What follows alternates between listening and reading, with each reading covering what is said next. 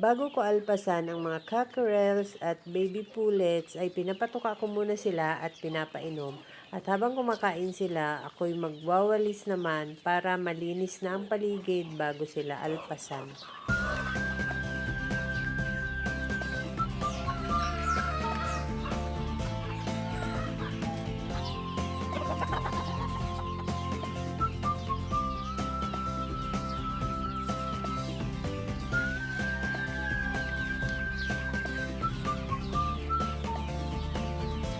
Ito na siya nakalaki yung isang kinain, yung huling kinain ng sisi.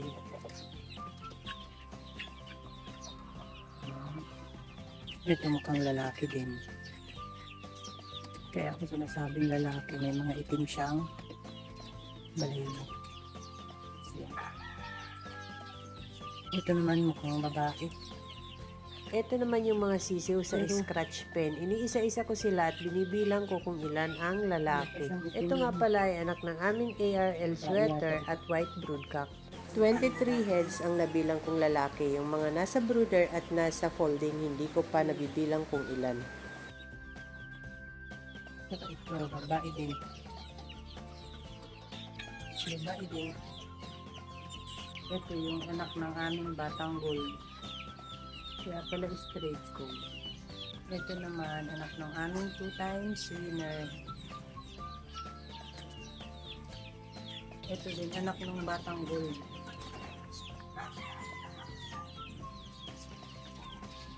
Straight ko. 2 times winner. Left in, left nose. Anak ng aming broodcock dito. Picom. Ito goldang kulay, lalaki din ito. Anak ng batang gold, babae. Anak din ng batang gold, babae. Ito naman anak ng 2 times winner. Bandang 1:30 ay pumunta ako sa farm at dinalang ko ng bigas si Richard at iyan ang mga alpas. Initsahan ko ng crack corn dahil nakita ko ang kanilang patukaan ay ubos na ang patuka. Kaya iyan nagkagulo nung initsahan ko ng crack corn. Malalaki na ang aming cockerels at ang iba ay nilagyan na ni Richard ng tali para masanay na at malapit na silang itali sa cording area.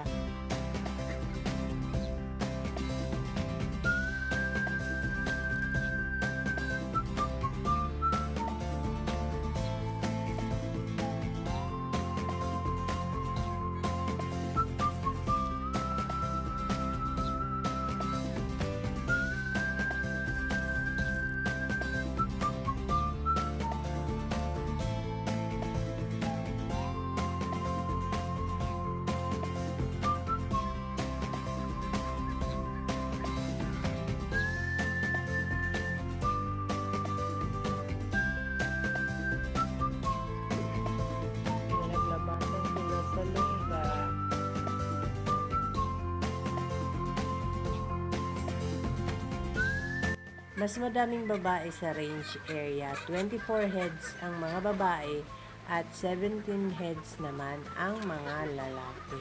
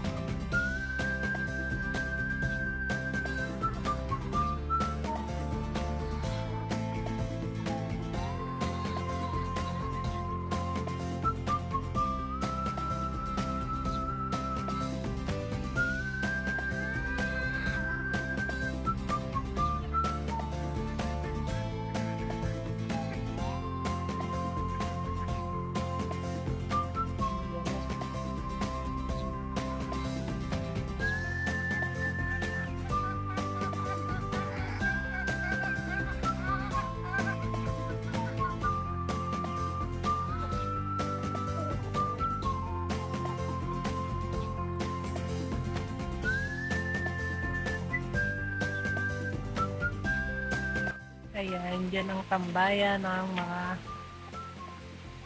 manok pag naulan. May mga itatali na ulit kami na ano. May bago siyang nilagyan ng tali, anin. May pa. Nabot na ako ng ulan. That's all guys. Thank you so much for watching. Please like, share, and follow for more. Bye!